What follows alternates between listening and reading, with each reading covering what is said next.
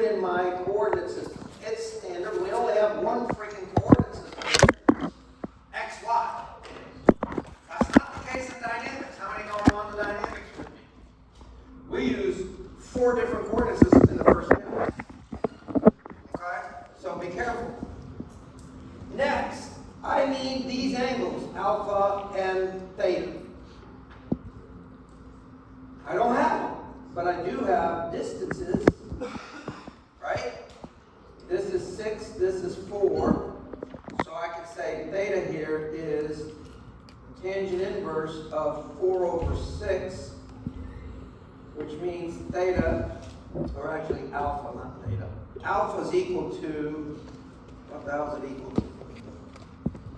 I don't know. No. The 33.69 degrees. Theta is 6 and 6, it's got to be 45.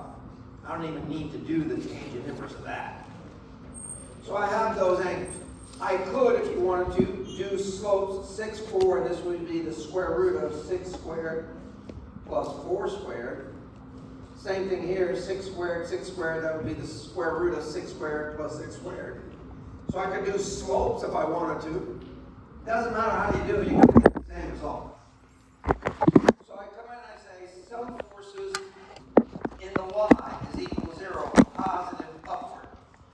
That's TCA sine of 33.69 minus TCB sine 45 equals 0, or TCA is equal to 1.274 TCB.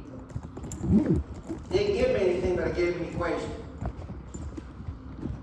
Some forces in the x equals 0, positive to the right.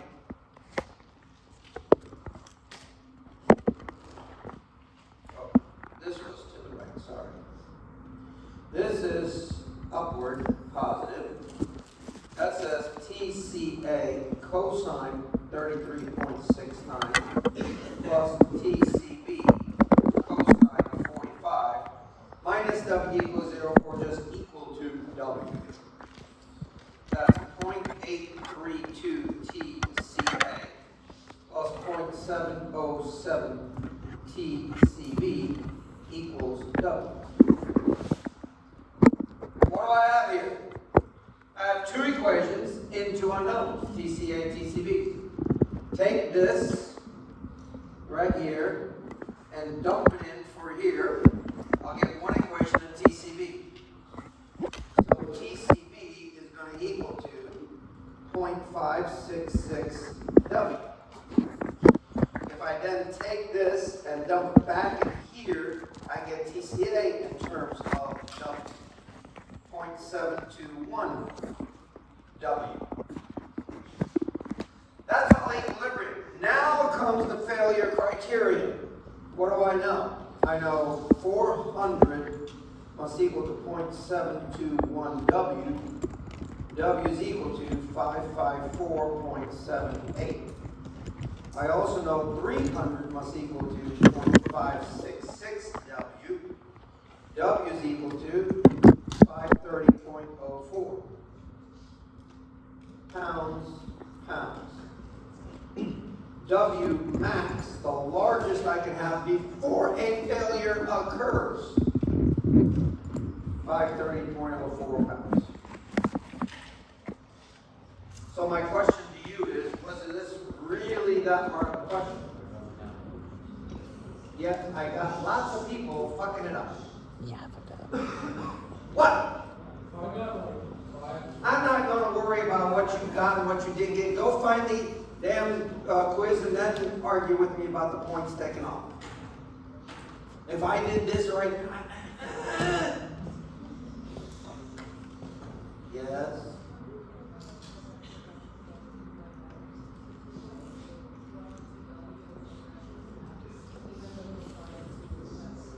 Here.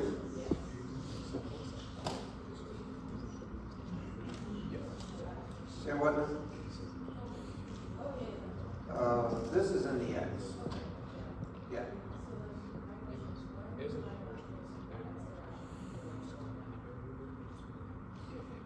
because that tension is in the x direction, and it is equal to W.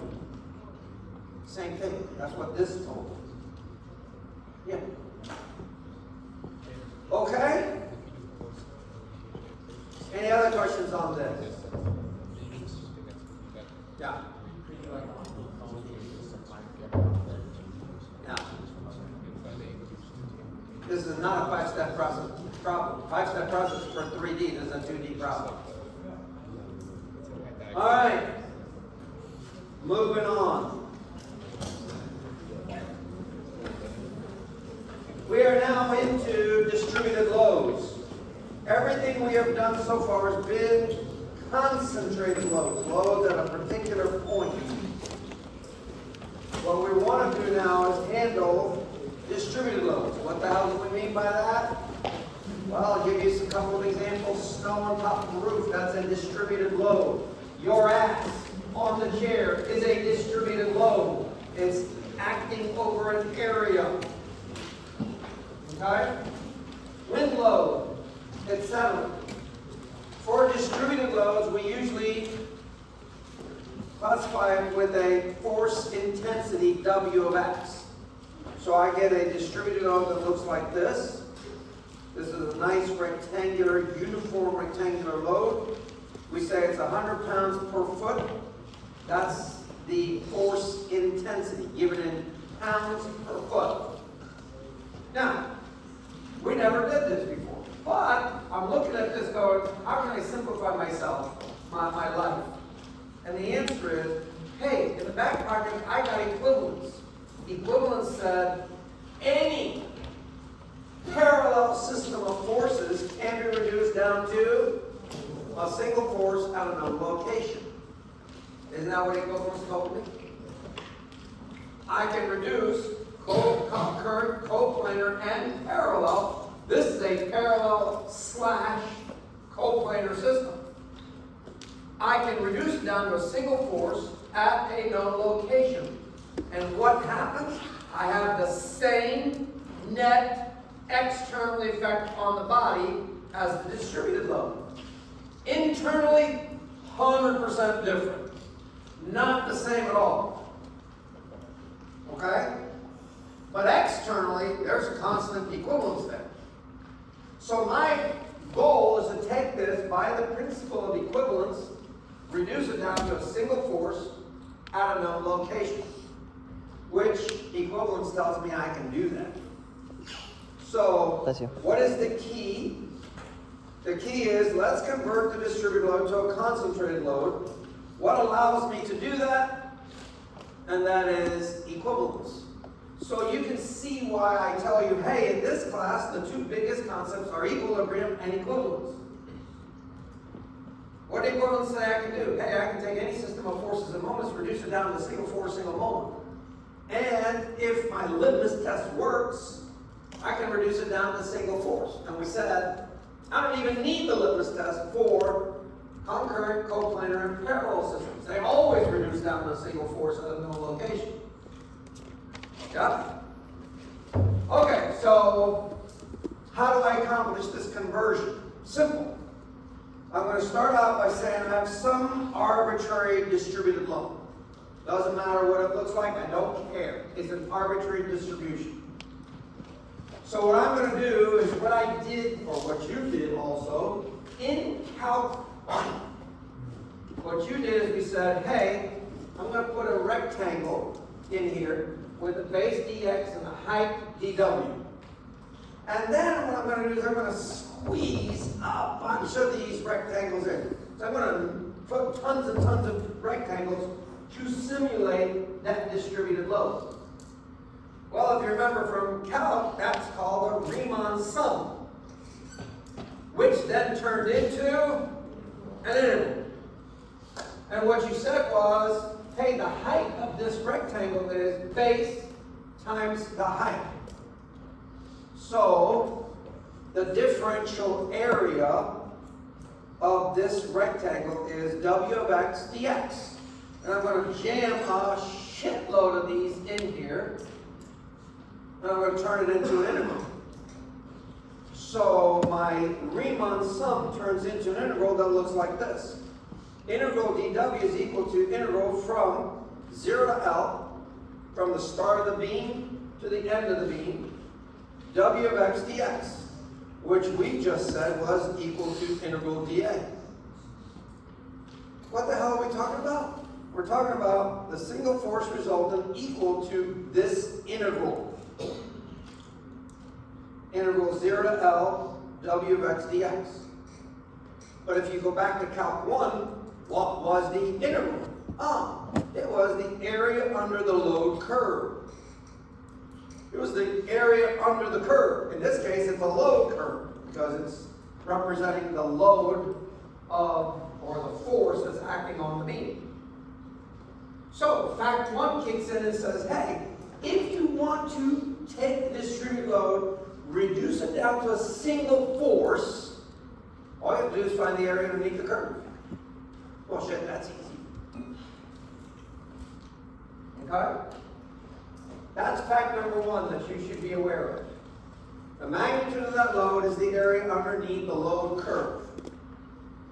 Well, if I have a nice rectangular load, what's the area of a rectangle? Base times height. 10 times the height, 100 pounds per foot, gives me a force of 1,000 pounds. Now the question is, where the hell do I take this 1,000 pounds and place it on this beam so I maintain equivalence? I don't want just the 1,000 pounds, the value of the load. I need to know where to place it on the beam. How do I do that? Where do I place it? How do I get the placement? From equivalence. Okay, tell me what equivalence said then.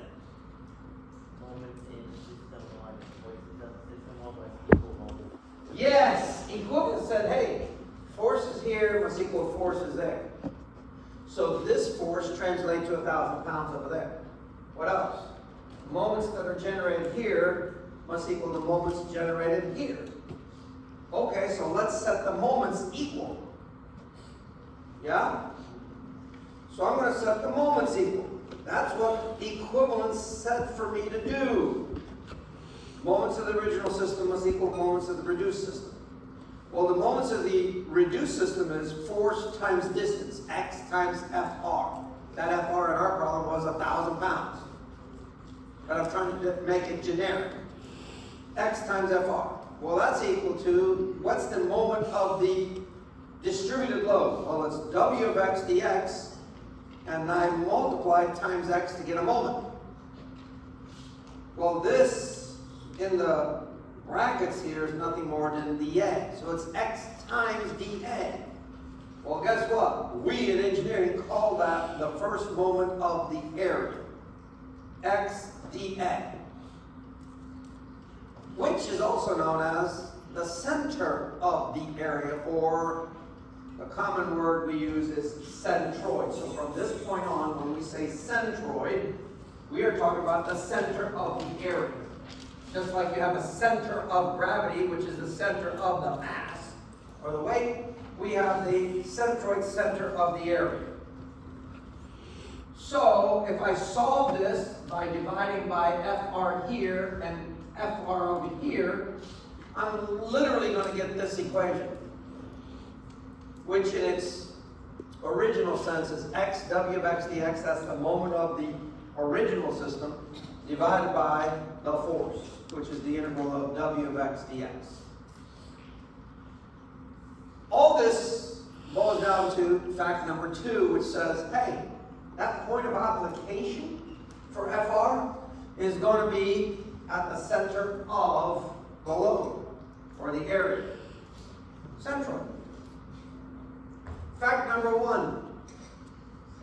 To get the single force, find the area underneath the curve. Fact number 2. To locate it, you find the centroid of the area, or the center of the area of the distributed load. Okay? Now, there's 2 ways to do these problems. There is the long drawn-out way, which is do all this integration. And sometimes you have to do the integration because I give you f of x as a function of x. You don't have a choice. You got to integrate. But if you have common shapes, like a rectangle, well, I know what the area is, base times height. I know what the center of it is. It's at the midsection. You don't have to do the integration. What will you get? Probably both. Okay? Probably both. So, bottom line, here's the bottom line. Single force resultant for a distributed load is equal to integral A to B W of x dx, which is the force intensity of the load. Location of it is your denominator being Fr, and the numerator being the distributed load force times x, which is x W of x dx. A common thing that occurs is what's known as a power function, like this, where n is the power. N equals 1 means it's a straight line, x equals 2, or n equals 2 is a parabola, x equals 3 is a cubic, etc. Well, there's a common formula for that, and that is here. The area of a power function is base times height divided by n plus 1. So if the power is 1, you divide it by 2, which is a triangle. 1/2 base times height. If it's a cubic, then you're saying base times height divided by 3 plus 1. And so forth and so on. The centroid from the fat end, this is the fat end, that's the skinny end. From the fat end, it's B over m plus 2. So if you got a triangular load, n equals 1, it's base divided by 3. So from here, it's 1/3 of the base. From over here, it would be 2/3 of the base. Okay? So an example, here's a triangular load. Base times height, 6 times 300. Divided by 2, 900. 6 times 300 is 1800. Divided by 2 because it's the area of a triangle. 900. Where is it acting? Well, from this end, it's 2/3 of 6, which is 4. From B, it would be 1/3 of 6, which is 2. How you look at it is based on what you want it to look like. Okay? Somebody have their testing manual with them. Thank you. So, you look at a quiz, and guess what happens on a quiz? Hey, here's a distributed load, 2.5x cubed. Well, this, I'm just going to go ahead and use integration. If you look at a sample test,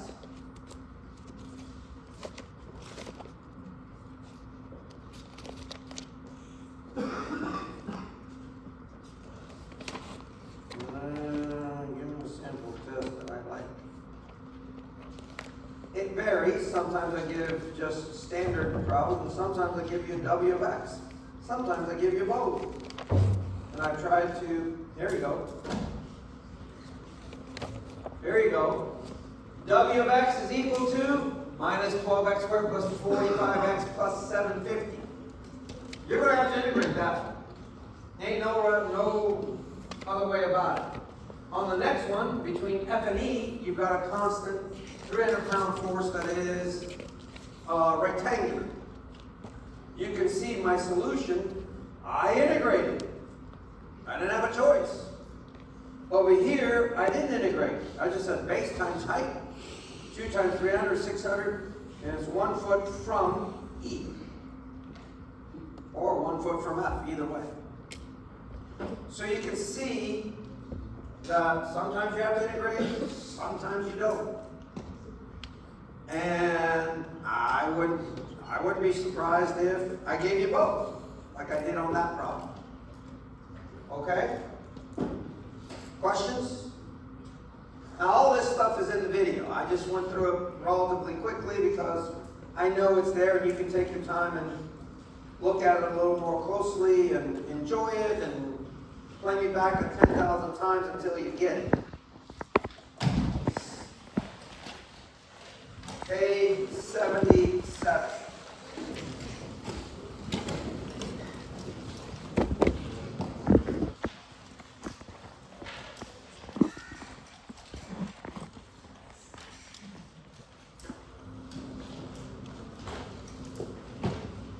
So we're going to do these the quick way, and we're going to do them the long drawn out way, so you can see both. So here's the quickie. Single force resultant, since it's a rectangle, it's base times height, that's 12 times 100, that's 1,200 pounds. Where's it acting? At the center of this rectangle, which is 6 feet from A. Or, if I call this C, 6 feet from C. Either way you want to look at it. That's the quickie. Here's the integration version. Single force resultants equal to integral 0 to 12 W of x dx, which is integral 0 to 12 of 100 dx, which is 100x evaluated from 0 to 12. Single force resultant, 1,200 pounds. Nothing unusual. We knew that was going to happen. What about where to place it? XFR must equal to integral A to B x times W of x dx. This is 1,200 x must equal to integral 0 to 12 of 100 times x dx. That's 50 x squared evaluate from 0 to 12. That's going to be 7,200. So x is going to equal to 7,200 divided by 1,200. Hey, guess what? 6 feet. Same answer, just two different ways. Here's the integration method, which if I have common shapes like this, there's no way in hell I'm doing integration. But if I give you something that's a function, then you might have to do integration. Okay? Questions? Any questions on this one? We good? These are not hard. Don't make them hard. They're not. All right, next one. Oh, I have a triangular look. Quickie. Let's do the quickie. Single force result is going to be 1/2 base times height. That's 1/2 of 12. Height is 360. That's going to make this 2160. Where's it acting? Well, I know from the fat end B, it's going to be 1/3 of 12. Or from here to here, it's going to be 2/3 of 12. So either way you want to look at it, I usually go from an end of a beam. So I'm going to say this is x at, what? 8 feet from A. 2/3 of 12. 2/3 of 12, 3 and the 12 is 4. 4 times 2 is 8. So it's either 8 from A or 4 from B, whichever way you go. Okay, integration method. Integration method. Single force resultants equal to integral A to B of x. That's integral 0 to 12. What's my force intensity in this problem? What's W of x? What's W of x? What do you got? Savon. Lorraine, what do you got? What's the force intensity in this one? She says 360. Anybody agree or disagree? The answer is not 360. You have to express the force intensity as you move from 0, which is A, to B. So if you look at this real closely, this at x equals 1 is not 360. At x equals 2, it's this value. At x equals 3, it's that value, and so forth, up until you get to x equals 12, 360. So I have to express a function that would show that linear gradual increase from 0 to 12. Which really is what you're saying is, hey, you better find the equation of that line. That's what it's really saying. How do I find the equation of 1? Here comes algebra review. This is 0, 0 at A. This point is 12, 360. Can you tell me the slope? Shit, yeah, I can tell you the slope. 360 minus 0 over 12 minus 0, that's 30. There's the slope. What's the function? I'm going to use this. Y minus y 0 is equal to m times x minus x0. What the hell is that? Point slope form of the equation of the line. Right? Point slope form of the equation of the line. Now, that 0, y0, x0, I can use any point on the line. Well, shit, I'm going to take 0, 0. Y minus 0 is equal to 30 times x minus 0. Y, which is the force intensity, is equal to 30 times x. That's the force intensity. Now notice what happens when I say x equals 1, I get 30. When x equals 2, I'll get 60. When x equals 3, I'll get 90. When x equals 4, I'll get 120. And I'm working my way to x equals 12. 12 times 30 is 360. That is the accurate description of the force intensity of that triangular load. Okay? Now I can go back and say, oh, okay. What I need to do is integrate this, the 30x. So I'm going to come in here and say this is 30 times x dx. That's going to be 15x squared. Evaluate from 0 to 12. That's going to be 2160. Same answer we had when we did it the quickie way. Well, where do I locate this? This says x, single force resultant. That's the moment in the reduced system, force times distance, is equal to integral a to b, x times w of x dx. That's integral 0 to 12 of x times 30x dx, which is really integral 0 to 12 of 30x squared dx. This is 2160 is equal to, or times x is equal to 15x cubed. Evaluate from 0 to 12. Well, no, that's 10. 10x cubed 0 to 12. That's going to give me 17,280. X therefore is 17,280. Divide by 2160. Answer 8 feet from A.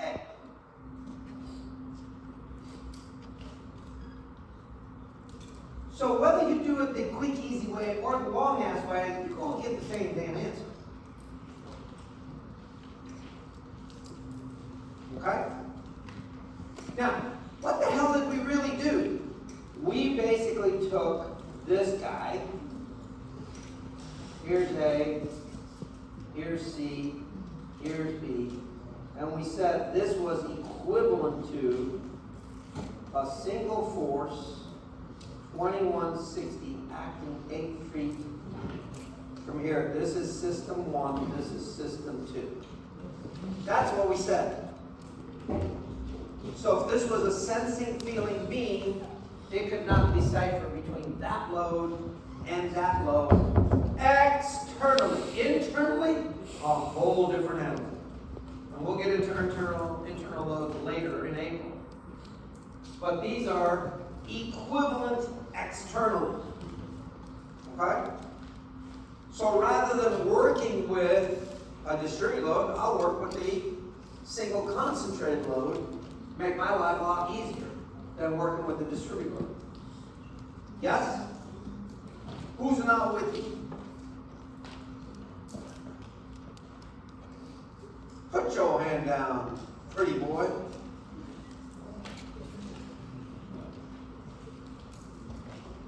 I should charge you extra for being here. For you, I'll give you a discount. 15. It's a bargain. Yeah, absolutely. That's exactly what lunch is.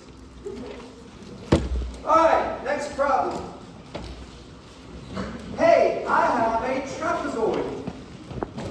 Do you know the area of a trapezoid? Do you know the center of the area of a trapezoid? If you do, you're home free. So, if you look at the back cover of your book, does anybody have the actual physical textbook with them? Anybody? No? That's okay. In the back of the book, in the appendix, you will see common shapes and their areas/centroids. If you look back there, the area of a trap is H times A plus B over 3. A is the smaller of the two lengths. So this would be 3 times 160 plus 200. Divide this by 2.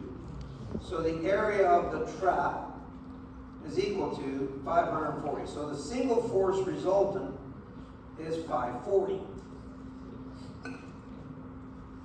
Now, where's the centroid? The X bar, according to that formula, is H times 2A plus B. Divide this by 3 times A plus B.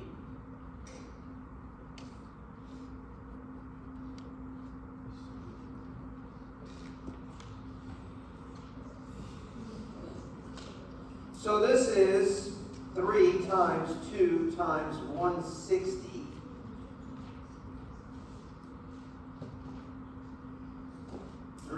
Times 2 times 160 plus 200. Divide this by 3 times 160 plus 200. The X bar would be 1.44 feet. So if you knew these formulas, you're home free. But the question is, what if on the test I forget that formula? Am I cooked? The answer is no. You'll be cooked for other reasons, not this one. So instead of the formula, I could do this. Here's the trapezoid. I'm going to break it up into area 1 and area 2. I'm going to use the principle of superposition. I'm going to superimpose a triangle and a rectangle together to get the overall area under the curve. Well, that's easy enough. I can do this and say, hey, single force resultant of 1 is really 1/2 base times height. That's 1/2 times 3 times a height of 40. This height here is, this is 200, this is 160. The difference is 40 here. That's going to give me 60. Single force resultant of area 2 is base times height. That's going to be 3 times 160, which is 480. Add these two together, what do you get? Lo and behold, 540. Now, where do these guys act? For number one, it's acting at B over 3, which is 3 over 3, which equals 1 from A. And 2 is acting half of 3, which is 1.5 feet from A. So what I have is I've taken the distributed load and reduced it down to a beam that has a single force of 60, 1 foot here, and another force of 480 acting 1.5 feet from A. This is equivalent to a single force of 540 acting at some distance x away. How do I get that x? Moments here must equal moments there. So what are the moments in the original system? 60 times 1 plus 480 times 1.5. And I'm taking positive counterclockwise around A. That's got to equal to 540 times x. Well, if you do this, you'll find x is equal to 1.44 feet. Same as what we had before, except I didn't have to memorize an equation. So if this was a sensing feeling beam, you'd have this trapezoid distribution. You could have these two loads, 60 and 480, at 1 and 1.5, or you could have a single force of 540 at 1.44 feet. The beam in each of these three cases has no clue how you loaded it, because it senses externally the same effect. All three are creating the same external effect on the body. You with me?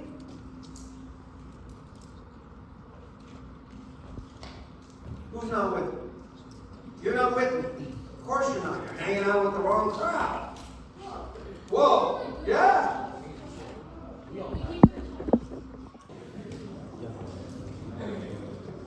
One, two. Instead of a rectangle and a triangle, I can make two triangles out of it. So here I can say single force resultant is 1/2 base times height.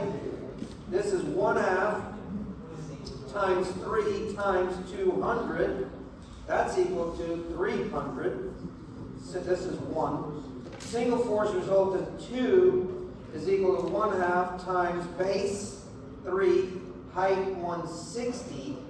That's equal to 240. If I add these, what happens? Oh shit, I got 540. Bless you. Now, this one is located at 1 foot from A. 2 is located 1 foot from B. So in other words, what I have is a single force here, 300, 1 foot. This is 240, 1 foot. That's A, that's B. This is equivalent to a single force resultant, which I know is 540.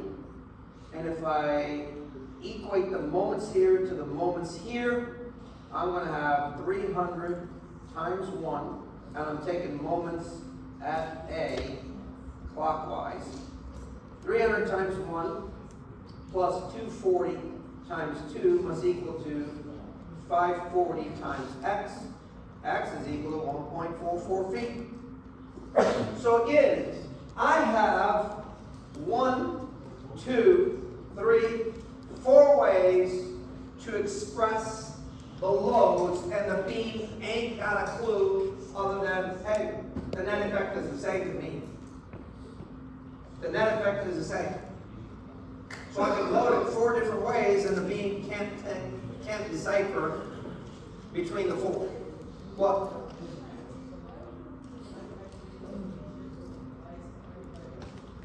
It's a triangle. B over n plus 2. N is 1. B is divided by 1 plus 2 is 3. We said that. Did we not say that? Why am I doing that?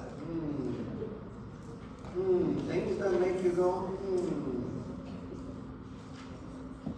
Remember me saying this shit? No! Yes. And since the n is 1, it's a line. 1 plus 2 is 3 from the fat end. Questions? Now, that is not the only way I can do this problem. I can do it integration-wise. Here it is right here. Yuck, I wouldn't do it this way, but there it is. So what did I do? I found the equation of the line. The equation of the line, or the slope, is minus 13.33.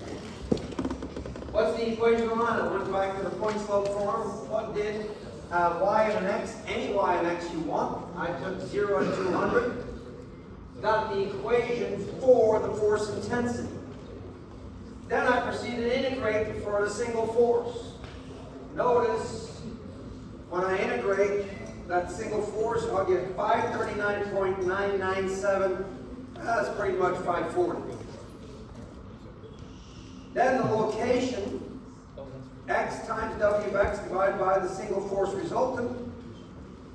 That's this times x. And then I integrate it, evaluate from 0 to 3, divided by 540. Lo and behold, 1.44 feet. So, dice it, mince it, mash it, whatever you want, you'll get the same answer. 540, 1.44 feet. Whether you do it using the area of a trapezoid and the centroid of a trapezoid, a triangle and a rectangle, 2 triangles, or you really do it the long way, which is, let me integrate it. So if you want to take a picture of this, by all means, have at it, because this will give you a different look. See, here's the first half.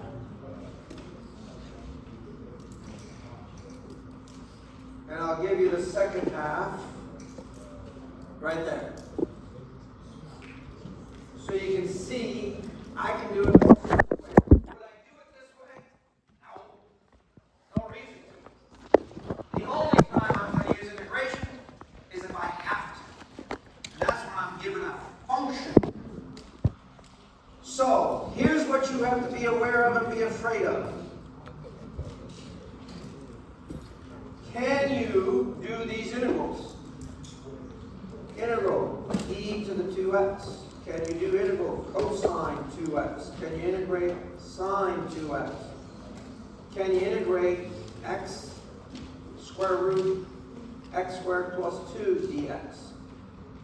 I've used all of these at one point to express a w of x. If you can't integrate these, you might be in trouble. So if you don't remember how to integrate, go find out how, because I have given w of x in terms of these. Okay, so I have given polynomials, like that one example in the test, or in the quizzes, I've given, 12x squared plus 2x plus 720, or something like that. Well, that's a straight up polynomial. If you can't do this, just stay on this side of the campus. Business school's now. Okay? Education building is happening.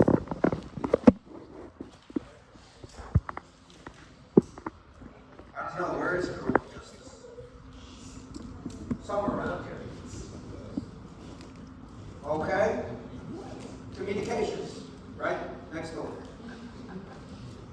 So if you can't do this, then by all means, stay right here. We'll go back to the other side where we belong. You stay here. Okay? Questions? Fred's like, I got no questions. You got no questions, Fred? She's certain. She's certain.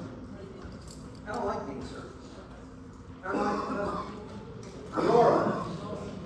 Yeah, that's it. Done. Yeah. 1997 is the power of the function. N equals 1 means you have a line. N equals 2, you have a parabola. N equals 3, you have a cubic. N equals 4, you have a quartic. Got it? Other questions? Nothing. Everybody knows what's on the quiz tomorrow. Vector algebra. If you can't do that, business school, right down there. Yeah, I gotta do that. Got it? How many are ready to take the test? No, you're not. Don't lie to me. Yeah, I'm not. Don't lie to me. Lie to your parents. What's going on, girlfriend? Is it time to go? No? No, I got 5 more minutes. You know how much shit I can do in 5 minutes? We got 7 minutes. I can do no shit, or I can do lots of shit. What do you want to do? Guri, what do you want to do? Lots of shit or no shit? It is a dictatorship, you're right. Back to the end of the semester, all that shit is going to impact you if you're going to take mechanics of materials or mechanics of solids. Mechanicals take mechanics of solids, and civils take mechanics of materials. It's the same class, same book, same everything. They put a little different emphasis here and there. But from chapter 5 on, it's going to impact that class tremendously. As a matter of fact, if you open up any mechanics of materials textbook, the first set of problems you'll see will be similar to chapter 5 problems. So if you're unfocused, you better get your ass focused. A, for the test, and B, what's coming in the next month or 2, actually 2 months, is going to impact your next class. How many going on to mechanical? Oh, mechanics of solids, weights, and then it's going to kick your ass.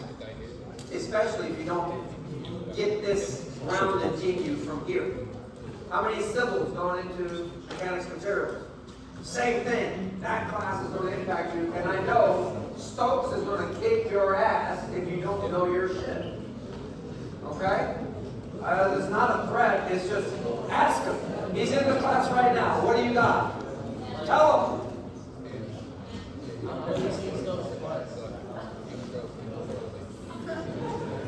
Really?